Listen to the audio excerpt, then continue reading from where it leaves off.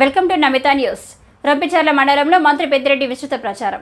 రొంపిచర్ల మండలంలోని దద్దంవారిపల్లి గ్రామ పంచాయతీలో పరిధిలోని ఒడ్డుపల్లి, పెద్దగొట్టి గల్లు పంచాయతీలోని కొండ్రెడ్డి గారిపల్లి, బడకిందపల్లి పంచాయతీలోని పలు గ్రామాల్లో ఎన్నికల ప్రచారం చేసిన మంత్రి పెద్దిరెడ్డి 5 ఏళ్ల పాటు ప్రతి కుటుంబం వైసీపీ ప్రభుత్వం ద్వారా సంక్షేమ పథకాలు లబ్ధి చేకూరింది.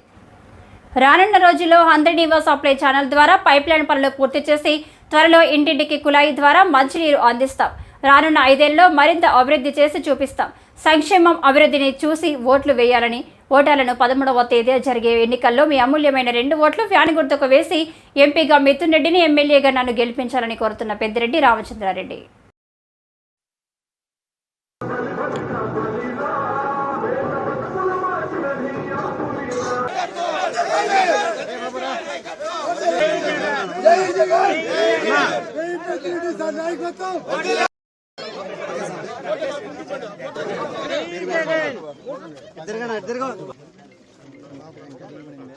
పాప కనిపించారు.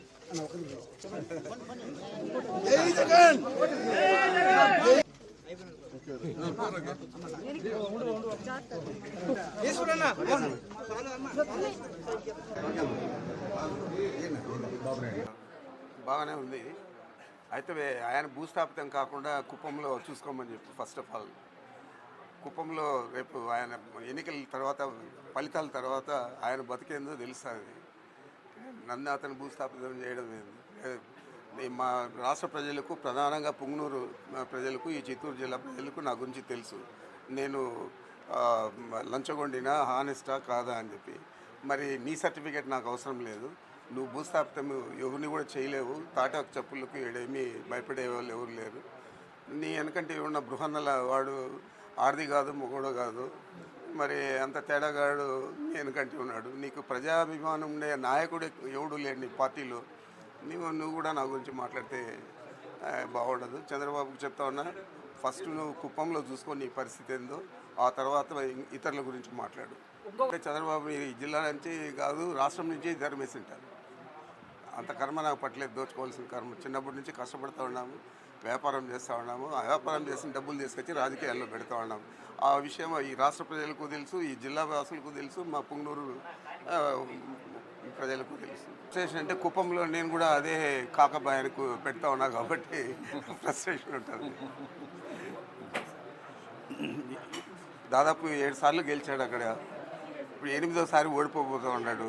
మరి ఓడిపోయేటప్పుడు అంత మాత్రం నన్ను తిట్టకపోతే పాపం అతను చంద్రబాబు నాయుడు ఇంకా అన్నము తిన్నట్లు కాదు కదా.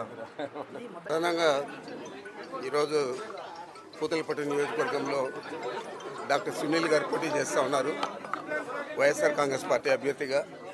అదేవిధంగా పార్లమెంట్ సభ్యులు పెద్దలు రెడ్డప్ప గారు 2వసారి పార్లమెంటుకు పోటీ చేస్తూ ఉన్నారు. మరి వీరిద్దరి గెలుపుకు ప్రధానంగా పనిచేయడానికి ఇక్కడ రావడం జరిగింది.